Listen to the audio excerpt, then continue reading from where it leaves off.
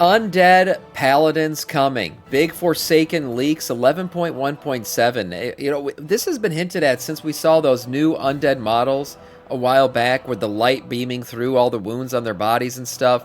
The undead using the light, all kinds of weird stuff going on. We have obviously the Light Emperor on the other side of Azeroth. There's some things going on with the light that we don't fully understand yet. Could we be getting undead paladins? Doesn't it burn undead when they use light magic, like a holy priest or something? I guess we'll see. Let's see what Dorn has discovered here in the leaks. So big things are currently happening for both the Forsaken and the Paladins, as well as this combination, as finally the undead may be playable as light-wielding Paladins. We just need to mine a whole bunch of new Forsaken updates on the PTR, but most interestingly, this undead Paladin light horse model, which is absolutely crazy. However, even more interestingly, there is... That's not really a light horse model. It's the yellow colorway of the Sylvanas mount that's going to be available in 11.1.7. But we don't know how we're going to get this one yet. I think we saw how we're going to get the green colorway and the purple one, but there's like a blue one and a yellow one, this one, that we don't know how we're going to get them in the game yet. Which is absolutely crazy. However, even more interestingly, there is a brand new questline of a Forsaken Paladin that decided to abandon Arthas by his own free will, decided to found a new order in Undercity, which is all obviously a huge step. Furthermore, in Midnight Forsaken, the light will be super relevant. We'll finally learn what the light truly is, which really opens up the door for playable Forsaken Paladins that the community has requested since forever. While having the best deals on the market for all games and software, Gamivo just added mobile top-ups for your favorite mobile games with the best prices that you can get with my Gamivo link in the description Use the below. link. Best of all, if you use my code DORON, your discount will be even bigger, so make sure to use my link in the description and the code and check out Gamivo. So, people have been wondering about this. Oh, I miss her. I miss Kalia. Kalia's got one of the best models in the game. She does. I say that for 2 reasons. Those 2 reasons are on your screen currently. For the longest time, and how is it possible that Forsaken can be priests, but they cannot be paladins, because they're essentially the same thing, and at the same time, explanations were quite different because the lore was quite different back in the day. Originally, lore-wise, Forsaken priests were mainly just shadow priests, and light was not really supposed to be there, but they couldn't block a spec for an entire race. However, after that, the lore started changing drastically. In Warcraft 3, the light was literally the weapon used to smite undead. Back in the day, the light was seen as this noble force that you had to believe in, had to be good, had to have strong convictions to be able to wield it. And while that is still true to an extent, we can see on many occasions how quite evil characters are wielding the light and definitely not using it for objectively good causes. I think that the light has become more like the Force, like with the way it is in Star Wars, where, you know, it's neither good nor evil. It's just kind of however the wielder of the power uses it, right? That's what it determines whether it's going to be good or bad. So the Force could be used for the dark side or the light side. They both have access to it.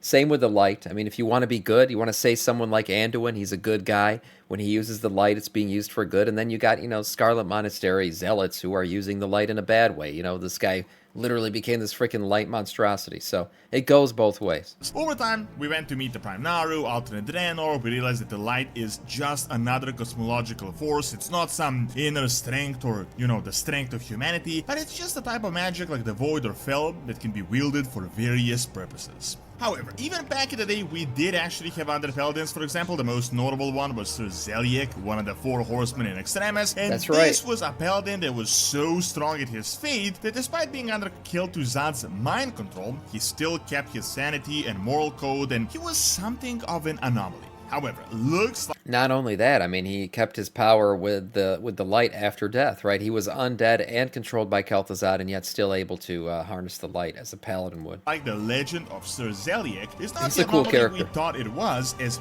recently Blizzard created a new character, and I would say quite seriously started setting up the introduction of a new class for the Forsaken. I'm not really sure how relevant this is anymore with the new management and everything, but you may remember that a few years back, Blizzard told us they plan to remove all the race class restrictions, and they will do it eventually, but they'll have to shape the lore as they go. They actually already went halfway through this. You may remember all throughout Dragonflight, pretty much every update, we started getting new race class combos. Then, near the end of Dragonflight, we got the entire Awakening of Tyr, the new Paladin Order, where we thought this was the ultimate confirmation that all races are going to get Paladins, but that didn't fully happen yet. In fact, Paladins were never really just light-based. I mean, we still have the Sunwalkers, the Tauren Paladins, that are by all lore accounts. Besides undead paladins, I know one a lot of people have always requested is like night elf paladins, but they would use like the light of the moon, like a loon-based paladins, using moonlight in their abilities and everything else. Like the Tauren, they don't use the same. At least their belief is not in the same light as say a human paladin would be. They use what is it, Anshe or something? Like they're into the sun goddess and stuff like that. So and same with the what's their name? The Zandalari. Their sun god is completely different from, again, what a human would typically, consider to be summoning the light. They're all accessing the same thing, but their belief in the way they're accessing it is different. It's just some druids, but they wield the same spells in the game. However, we got a literal light forsaken priests wielding the light, and we were told that the light does hurt them, but they still wield it, yet we have no paladins, which literally makes zero sense. Well, check this out. On the newest PTR about a month or so back, we started... And the one who brought Kalia back was a priest, an undead priest, right? And yes, he talks about using the light, burning him and stuff, and yet he's really good at it. He brought Kalia back.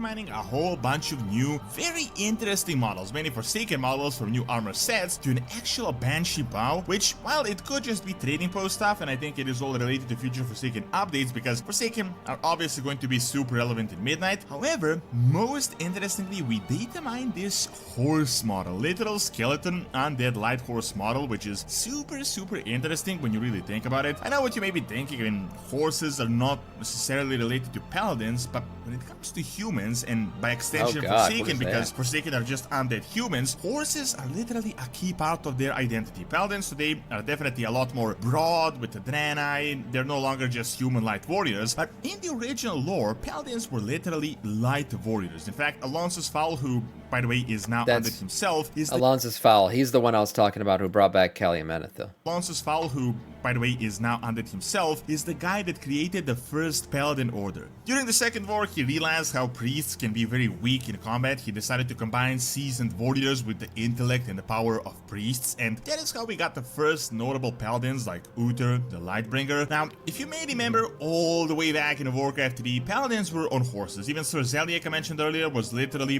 one of the 4 horsemen. So this undead light model is a really... Again, I just don't think that this really hints at undead paladins, because anyways, a paladin mount typically would have, the drapery and everything on it. Yes, paladins do get mounts, he's right.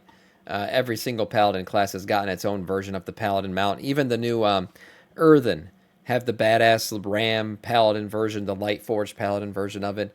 This is not necessarily that, though. Really big deal, and almost certainly a setup for them to add this race class combo. It's a skeletal horse with light eyes, light hooves, and just light enhanced overall, but with armor that makes him super strongly paladin themed. Now, you may be thinking, just because we're getting a new horse model doesn't confirm that the next patch Forsaken will be playable as paladins, but that is actually just one of the hints that kind of coincides at the same time with other. The most important hint, and the reason I'm even making this video, is because we got a brand new questline in Season of Discovery of a Forsaken Paladin that sets up a Forsaken Paladin order in Undercity. Now, Season of Discovery is really a really weird, really confusing concept where we don't even know what is real anymore. Blizzard officially described it as completely canon lore. This is the main timeline. We're just seeing Classic from a different perspective. Like, these are some events that happened and characters that... Right, Blizzard has described it in a way where they're like, well, it's the lore, it's the same canonized timeline as the one that we play in right now in retail, but we're discovering new pieces of that lore, right? We're kind of going back in time and discovering things that we previously had in before, hence Season of Discovery. Appeared while we were there that we didn't necessarily run into in our original run, but all of this is apparently canon. The only weird unexplained part yet is that they heavily seem to have retconned the origin of the Ashbringer and the Scarlet Crusade involvement with it, changing some significant lore, but we will see how that plays out in the end. On the other hand, we had gotten multiple scenarios with Xel'Thad appearing throughout Classic, which is obviously a setup for the current storyline. Much like this, we got a brand new character known as Sir Gregory Edmondson, known as Sage Truthbearer. So this guy was once one of the members of the Old Silver Hand, which is like most of the Silver Hand Paladins. They were slain by Arthas, they were turned into Death Knights. Specifically, Gregory was slain by Arthas himself in Anderhall. Now, the weird scenario here is that despite being able to free himself from Lich King's mind control, he actually chose to follow Arthas by his own free will, which is crazy. His logic was that this is the only possible path to defend Azeroth from even bigger threats. Now, like there's this whole thing about Arthas having this vision of uniting Azeroth in undeath to defeat any of the foes that come our way. Now, it wasn't like this, you can't say, oh, he was being a good guy, okay? Arthas was not being a good guy and trying to defend Azeroth, but he was into, you know, he wanted to rule over Azeroth, and there's nothing to rule over if Azeroth is destroyed. So, in his belief, if you can, you know, put the entire world under his command in undeath, that he'd basically have the most massive army possible to defeat any foe that approaches Azeroth. And so this guy understood that. We have a realm to Go destroy. Chiefs! Go Chiefs! Oh man, go Lions! Thank you for the follow, man. Welcome to our Scourge. Basically, you had this guy who had his own free will, understood what Arthas was, you know, doing, understood what the future might hold, and said, well, actually Arthas is right. We're not going to be able to defeat these foes if we're not completely united. So let's unite in undeath. I'm going to follow Arthas. I think this is the right way to go. Season of Discovery, under his own free will, he followed Arthas. Friend Eonas. They destroy demonic orbs, a little bit of this Burning Legion stuff. He, however, chooses not to return to Northrend, and instead, even though he is a Death Knight, he wants to return back to the light to reunite with others that are light users just like him, and he wants to find a new purpose in undeath together with the light. He goes to Undercity at the end of the questline to find more like-minded Forsaken to train. Now, I know this is Caesar Discovery stuff, but as I said, all of this is super actually related to the current storyline, as Caesar Discovery, as I said, is meant to expand the known lore to give more context. I've talked about this so many times, but almost certainly the Forsaken are going to be a really big part of Midnight. We're getting a huge revamp in Qualtalas, obviously, but we just got a brand new storyline right below their areas. Cryo, thank you for the follow, man, or the sub, I should say. 11 months, one away from a year. Thank you so much. Erratic Highlands, and the Dragonflight, the Forsaken got a ton of updates. They gave up Gilneas, they got a huge setup for a revamped Undercity, and they also dealt with the Scarlet Crusade, which will be relevant. Quite relevant. So all of this gives us a lot of context for them to finally give us this race class combo, and honestly, lore-wise, it is now all a setup, as there is nothing that is currently holding back Blizzard from introducing Paladins to the undead. Furthermore, the Light has been confirmed to come to this battle in Qualtalas, like this is the final Void and Light battle, so keep in mind, there will be a huge Light Lord reveal, possibly retcons, a whole bunch of stuff happening. We will likely learn what the Light really is, who the Naru truly are, the Beledar thing, what's up with the fanatical Light Arati, the Scarlets and everything, so let's just put 2 and 2 together. Light, undead horse models, new undead paladin questline, big light storyline, big relevance for Undercity and the Forsaken, all in the span of a single year. Thanks for watching. Check out what's up with Zeldat and Zodbeal, and is Zeldat working on actually reviving him by clicking on the screen, and check out my history channel by clicking on the screen as well. See you next time. We'll see. I wouldn't say the horse models necessarily means anything. I think it just could be a cool colorway of the horse model that they're giving us in 11.1.7. But all these undead storylines and undead paladins actually becoming a thing, I don't think that's too far-fetched anymore. I think that we are on our way to getting more paladin classes. Most you know, I think that's almost guaranteed at this point. The Light could be recruiting a bunch of people to fight against the Void, yes, in the coming expansion of Midnight. So maybe undead paladins in Midnight. I wouldn't be shocked. Good video from Doran.